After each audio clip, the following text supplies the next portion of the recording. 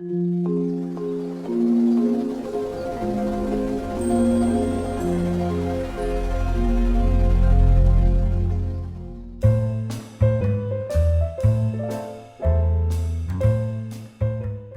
je suis Alain Bernard, je suis maître de conférence à l'ESPE de l'Académie de Créteil et donc j'interviens dans le master de formation des professeurs de mathématiques de lycée et de collège, le master MEF, donc dans le parcours mathématique. Donc, ce sont de futurs enseignants de mathématiques que je forme.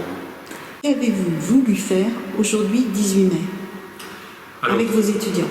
La journée d'aujourd'hui s'inscrit en fait dans un parcours d'accompagnement du stage. C'est le nom en fait de l'unité d'enseignement que les étudiants ont suivi, qui vise entre autres choses à leur faire rédiger largement en autonomie un mémoire professionnel, donc en lien avec des questions de recherche en éducation, mais également en lien avec leur pratique professionnelle au sens large, aussi bien leur pratique avec leurs élèves que les collectifs dans lesquels ils peuvent s'investir. Auriez-vous quelques exemples? Alors par exemple, j'ai deux étudiantes qui ont travaillé sur des élèves à besoins particuliers, des élèves allophones dans un cas, des élèves déficients visuels dans l'autre, donc en lien avec une problématique éducative majeure.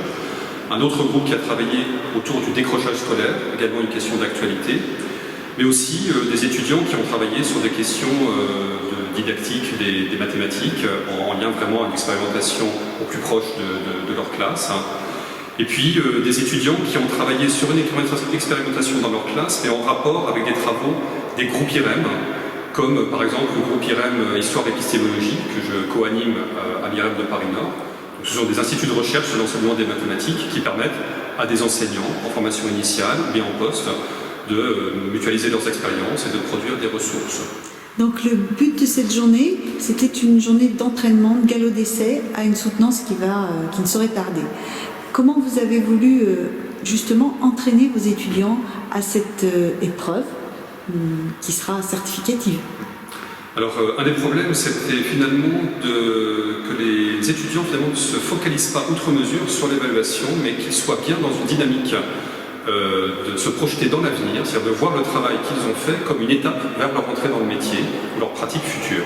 Donc démystifier l'évaluation, la projeter dans un avenir, et finalement si j'inverse la proposition, on va dire que ce qu'on cherche à évaluer, c'est justement leur capacité à faire cette projection, à envisager l'avenir. Voilà. Et donc après, du coup, l'objet c'était finalement qu'ils commencent à se mettre dans cette posture, de clarifier leurs propos, de pouvoir le partager avec un public éventuellement novice, de façon à identifier eux-mêmes quels étaient les points à éclaircir, les points qu'ils avaient pu éventuellement négliger ou oublier, pour le clarifier et se préparer du coup à la soutenance, voire à la valorisation. Il y a également une problématique importante pour moi, que les étudiants communiquent entre eux, tout simplement, c'est-à-dire soient conscients que leur problématique a peut-être du rapport avec les problématiques des autres.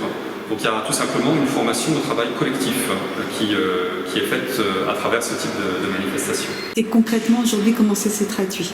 Donc concrètement, les étudiants étaient placés par atelier où ils exposaient de manière brève, en quelque sorte, leur travail, de façon à très vite pouvoir rentrer dans un échange avec un public donc, constitué en partie des étudiants eux-mêmes, puisqu'ils tournaient entre eux dans le rôle de présentateurs ou bien de questionnants, en quelque sorte, et un public invité de l'extérieur pour découvrir leur travail et leur poser des questions. Donc j'ai beaucoup insisté dans mon introduction pour préparer la journée sur le fait que le public avait du travail à faire, c'est-à-dire précisément questionner de manière bienveillante les étudiants pour les aider à élaborer, à argumenter leur travail.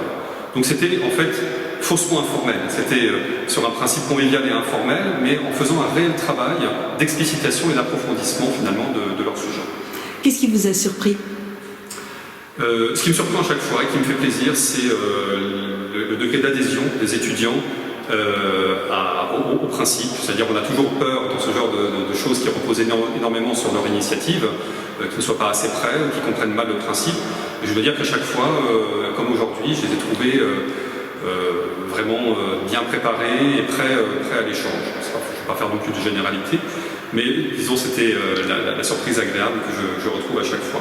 Et puis ensuite, c'est tout simplement la surprise de découvrir le travail d'étudiants qu'on n'a pas eu l'occasion soi-même de suivre pendant l'année, de voir à quel point ils ont évolué, ils ont changé de posture. Je sais que c'est le but, mais je suis toujours étonné agréablement de voir que la chose se produit. C'est toujours un petit miracle. Merci.